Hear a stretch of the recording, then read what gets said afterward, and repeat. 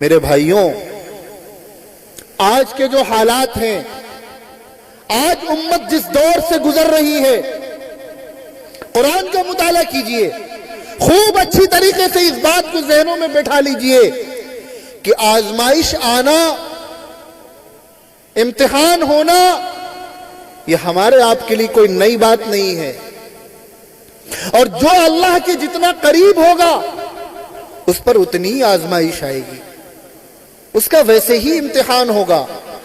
میں نے مثال دی حضرت ابراہیم کی، جو اللہ کے دوست ہیں، اور خالی خود پیغمبر نہیں، بیٹے بھی پیغمبر، پوتا بھی پیغمبر، پڑ پوتا بھی پیغمبر، اور ایک بیٹے کی اولاد میں سینکڑوں ہزاروں پیغمبر مبعوث ہو رہے ہیں۔ ایک بیٹے کی اولاد میں کائنات کے سردار، آقا نامدار جناب محمد رسول اللہ تشریف لا رہے ہیں۔ ایسے عظیم پیغمبر، اور ایسی سخت آزمائش ہو رہی ہے کہ گھر سے نکالا جا رہا ہے، آگ میں ڈالا جا رہا ہے، بیٹے اور بیوی کے لیے کہا جا رہا ہے ان کو تنے تنہا صحرا میں چھوڑ دو، اور بیٹا بڑا ہو رہا ہے تو کہا جا رہا ہے اپنے ہاتھ سے بیٹے کی گردن پہ چھری چلاؤ، اور کائنات کے سردار آقا جناب محمد رسول اللہ صلی اللہ علیہ وسلم، آپ کی ایسی آزمائش ہو رہی ہے کہ ایسی شدید پتھروں کی بارش کہ آپ کے جوتے خون سے لہو لہان ہو گئے، ایسی آزمائش کہ آپ کو اپنا وطن چھوڑ کر جانا پڑا، 3 سال تک آپ کا سماجی بائیکاٹ ہوا ہے، 3 سال تک کہ آپ کے ساتھ کوئی بات نہیں کرے گا، کوئی کاروبار نہیں کرے گا، کوئی کھانا پینا نہیں دے گا۔ اللہ کے محبوب نبی کے ساتھ یہ ہو رہا ہے، آپ پیٹ پر پتھر باندھ رہے ہیں، آپ کی دندان مبارک شہید ہو رہے ہیں، آپ پر طرح طرح کی آزمائشیں آ رہی ہیں۔ جب اللہ اپنے محبوب پیغمبروں کو اس طرح آزما رہا ہے تو ہم آپ کس کھیت کی مولی ہیں؟ ہماری کیا حیثیت ہے؟ ہماری کیا اوقات ہے؟ قرآن کریم کا مطالعہ کیجئے، اللہ رب العزت فرما رہے ہیں، آج سے 1450 سال پہلے قرآن نازل ہوا ہے جناب محمد رسول اللہ صلی اللہ علیہ وسلم پر، اور قرآن تو بہت پہلے ہی اللہ نے لکھ دیا تھا، لوح محفوظ سے 7ویں آسمان پر قرآن آیا ہے شب قدر میں، اور اس کے بعد رفتہ رفتہ جناب رسول اللہ صلی اللہ علیہ وسلم پر قرآن پاک نازل کیا گیا۔ اللہ نے کیا فرمایا؟ وَلَنَبْلُوَنَّكُمْ بِشَيْءٍ مِّنَ الْخَوْفِ، اے قیامت تک آنے والے انسانوں، ہمارا فیصلہ سن لو، یہ ہم نے طے کر دیا ہے، یہ ہمارا فیصلہ ہے۔ کیا ہے؟ ہم تمہیں آزمائیں گے، تمہارا امتحان لیں گے، اور کیسے لیں گے؟ کیسے لیں گے؟ وَلَنَبْلُوَنَّكُمْ بِشَيْءٍ مِّنَ الْخَوْفِ، ڈر کے ذریعے سے تمہارا امتحان لیں گے۔ آج ساری دنیا میں کیا ہو رہا ہے؟ کیا ڈرانے کی کوشش نہیں کی جا رہی؟ کیا خوفزدہ کرنے کی کوشش نہیں کی جا رہی؟ کوئی کہتا ہے یہ کر دیں گے، کوئی کہتا ہے وہ کر دیں گے، جیسے ساری خدائی انسانوں کو مل گئی ہو۔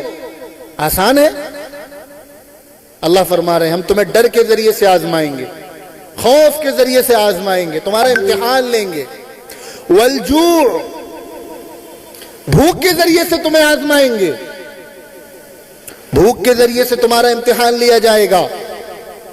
آج دیکھیے بے روزگاری اپنے چرم پر ہے، کاروبار کا کیا حال ہے، نوکریوں کا کیا حال ہے۔ اللہ فرما رہے ہیں ہم بھوک کے ذریعے سے تمہیں آزمائیں گے۔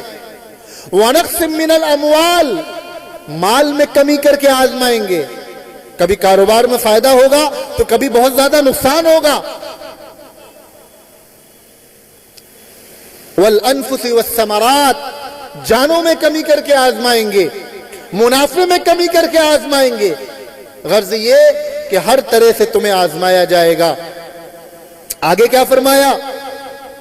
وَبَشِّرِ الصَّابِرِينَ، آزمائش تو ہوگی، پھر کیا ہوگا؟ بشارت ہے صبر کرنے والوں کے لیے، جو لوگ صبر کریں گے، برداشت کریں گے، اللہ کی رضا پر راضی رہیں گے، امتحان پہ ثابت قدم رہیں گے، تو پھر ان کے لیے بشارت ہے۔ اور وہ صبر کرنے والے کون ہیں؟ الذین اذا اصابتہم مصیبہ، جب ان پر کوئی مصیبت آتی ہے، قالو، تو وہ کہتے ہیں انا للہ و انا الیہ راجعون، کہ ہم اللہ کی طرف سے آئے ہیں اور ہمیں اللہ ہی کی طرف لوٹ کر جانا ہے۔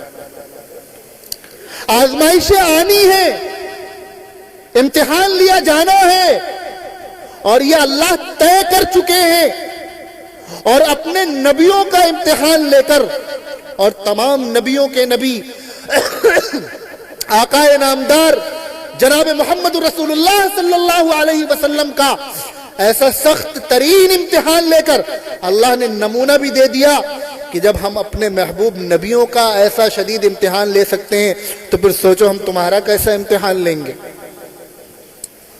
تمہیں صبر کرنا ہے، صبر کرنے والوں کے لیے بشارت ہے۔ جب تمہارے اوپر کوئی مصیبت آئے تو تم دل میں بھی یہ خیال لاؤ، یہ احساس اپنے اندر پیدا کرو، اور زبان سے بھی یہ بات کہو کہ ہمیں تو اللہ نے بھیجا ہے، ہم اللہ کی ملکیت ہیں، اگر وہ ہمیں آزما رہا ہے تو ہم اسی کی ملکیت ہے، اس کا حق ہے، وہ ہمارا مالک ہے، اس کی مرضی، وہ جس حال میں ہمیں رکھنا چاہے رکھے، ہم ہر حال میں راضی ہیں۔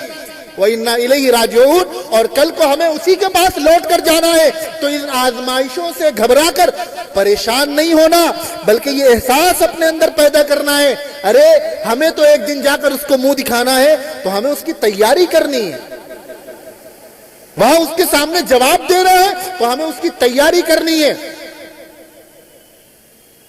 اولئک علیہم صلوات من ربہم ورحمہ، اور وہ لوگ جو آزمائشوں پر صبر کریں گے اور آزمائش پر اللہ کو یاد رکھیں گے، اور اپنی زبان سے، اپنے احساسات سے، اپنے عمل سے یہ اعلان کریں گے کہ ہمیں اللہ نے بھیجا ہے اور ہمیں پلٹ کر اللہ کی طرف جانا ہے، تو پھر اولئک علیہم صلوات من ربہم ورحمہ، ان کے رب کی طرف سے ان پر سلامتی ہے، ان پر رحمتیں ہیں، ان پر برکتیں ہیں، وَأُولَئِكَ هُمُ الْمُهْتَدُونَ، اور یہی لوگ ہدایت والے ہیں۔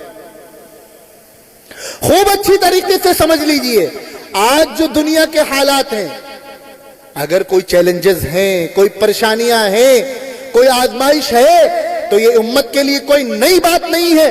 پوری 1450 سال کی زندگی تاریخ اٹھا کر دیکھ لیے، آزمائشوں کا اس امت کے ساتھ چولی دامن کا ساتھ رہا ہے، اور یہ اللہ کی سنت ہے کہ اللہ جس کو جتنا چاہتے ہیں اس کا ویسا ہی امتحان لیتے ہیں۔ یہ امت اللہ کو تمام امتوں میں سب سے زیادہ پیاری ہے، سب سے زیادہ محبوب ہے، یہ اللہ کے محبوب نبی کی امت ہے، اللہ کو بڑا پیار ہے اس امت سے، تو پھر اللہ اس امت کو آزمائیں گے بھی تاکہ اس کے اجر میں اضافہ کیا جائے، اس کے مقام میں اضافہ کیا جائے، اور اس کے مرتبے میں اضافہ کیا جائے۔ کبھی یہ خیال آتا ہے کہ یہ آزمائشیں ہماری گناہوں کی وجہ سے تو نہیں، ایسا ہوتا ہے کہ گناہوں کی وجہ سے بھی اللہ تعالیٰ بندوں کو جھنجھوڑتے ہیں کہ ہماری طرف متوجہ ہو جاؤ، لیکن خوب اچھی طریقے سے یاد رکھیے، آزمائشوں کا آنا یہ صرف اللہ کی ناراضگی کی علامت نہیں ہے، بلکہ یہ اللہ کی محبت کی بھی علامت ہے کہ اللہ ہمارا مقام بلند کرنا چاہتے ہیں، اللہ ہمارے اجر میں اضافہ کرنا چاہتے ہیں، اسی لیے اللہ ہمیں آزما رہے ہیں۔ حضرت مولانا تشریف لا چکے ہیں جن کا اصل بیان ہونا ہے۔ معراج کے پیغام کے حوالے سے جو میں آپ سے بات کہنا چاہتا تھا کہ معراج النبی کا پیغام یہ ہے، آج یہاں سے معراج کا یہ پیغام لے کر جائیے کہ آزمائشیں یہ اللہ کی طرف سے آنی ہے، کامیاب وہ ہے جو ان آزمائشوں پر صبر کرے۔ جناب محمد رسول اللہ صلی اللہ علیہ وسلم پر ایسے سخت ترین حالات آئے، پھر اللہ نے آپ کو وہ مقام بلند عطا فرمایا۔